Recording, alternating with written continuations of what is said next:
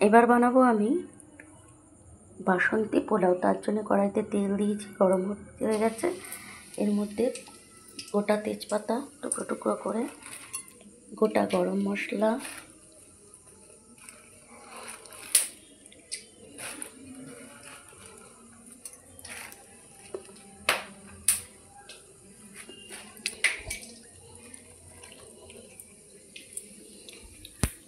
দিয়ে দিলাম, আর দিয়ে দেবো কাজু কিশমিশ।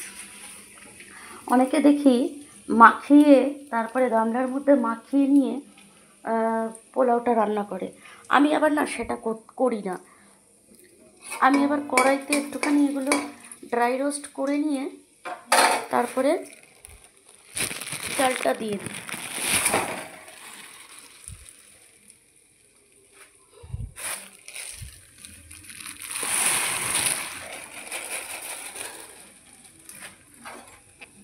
এবার এগুলোকে একসাথে কড়াইয়ের মধ্যেই মিক্সিং করি।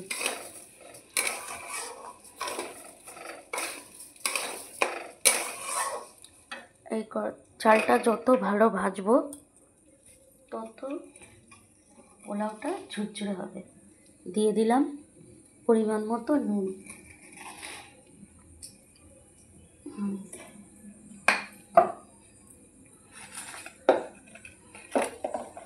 আর দিয়ে দেবো খানিকটা কালারের জন্য হলুদ।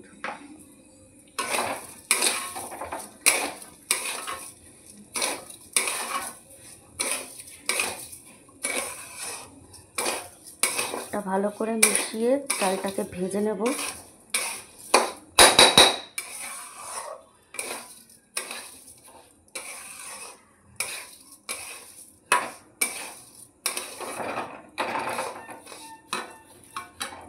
চালটাকে ভালো করে ভেজে নিচ্ছি।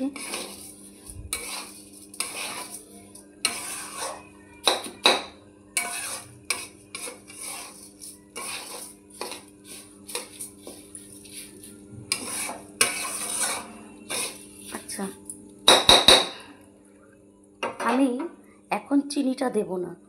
যখন চালটা অর্ধেক সেদ্ধ হয়ে যাবে আমি তখন চিনিটাকে মেশাবো, আর তার সাথে স্মেলের জন্য ঘিটাকে দেবো।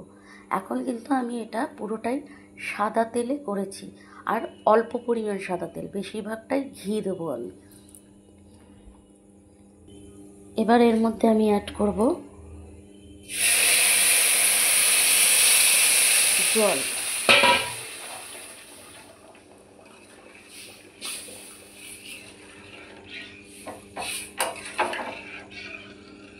আচ্ছা, এবার বলি কড়াইতে যেহেতু করছি সেজন্য জলের পরিমাণটা তোমরা অনেকেই হয়তো বুঝতে পারবে না, তা আমি বলে দিচ্ছি।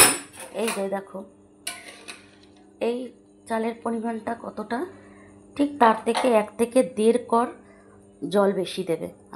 আমার এখানে আরেকটু জল লাগবে, আমি দিয়ে দিচ্ছি। বন্ধুরা, আমার আরেকটু জল লাগবে, আমি সেটা এখানে দিয়ে দিলাম। এরপরে যদি আমার আরও জল লাগে তখন তোমাদেরকে দেখিয়েই দেব। আমার পোলাওটা হালকা হালকা জলটা ফুটে আসছে। এই স্টেজে আমি এটাকে ঢাকা দিয়ে দেবো, ভালো করে চেপে।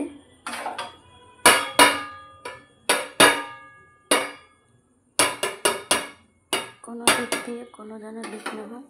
আর গ্যাসটা আমি ঠিক এই স্টেজে রাখবো। ঠিক আছে, পোলাওটা আমার রেডি হতে থাক, আবার ফিরে আসছি তোমাদেরকে দেখানোর জন্য। এই স্টেজে আমি দিয়ে দেবো চিনি।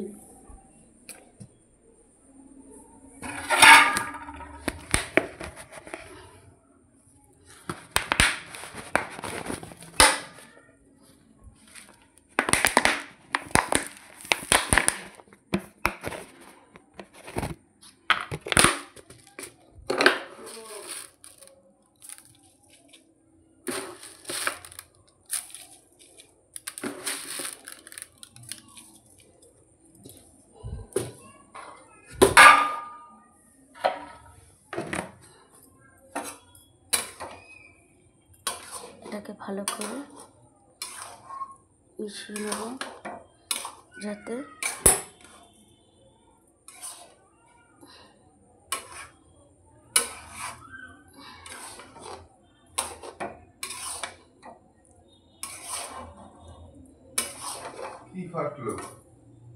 কিছু ফাটেনি।